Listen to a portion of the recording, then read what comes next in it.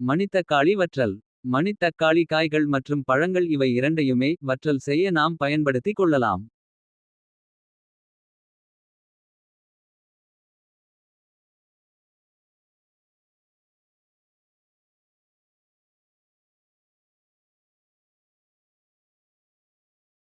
மணித்தக்காளி காய்களை பறித்து தண்ணீர் ஊற்றி அதில் கல் உப்பு மற்றும் மஞ்சள் தூள் சேர்த்து நன்றாக அலசிக் கொள்ளவும். பிறகு சாதாரண தண்ணீரில் ஒருமுறை கழுவிக் கொள்ளவும்.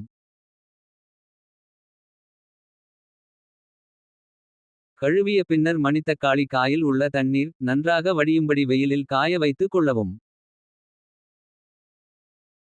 பிறகு தேவையான அளவு கல் உப்பு மஞ்சள் தூள் பசுந்தயிர் அல்லது மோர் ஊற்றி நன்றாக கலந்து கொள்ளவும்.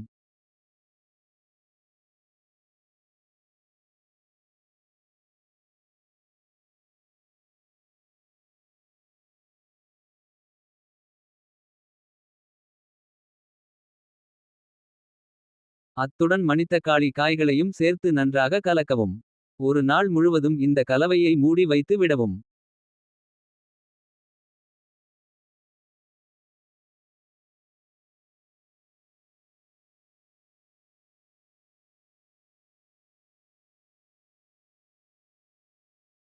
அடுத்த நாள் ஒரு சுத்தமான தட்டில் கொட்டி பரப்பி வெயிலில் காய வைக்கவும்.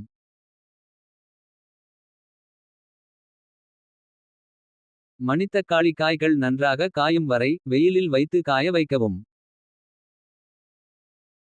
நன்றாக காய்ந்தவுடன் ஒரு உலர்வான பாத்திரத்தில் போட்டு காற்று புகாதவாறு மூடி வைக்கவும். இப்பொழுது மணித்தக்காளி வற்றல் தயார்.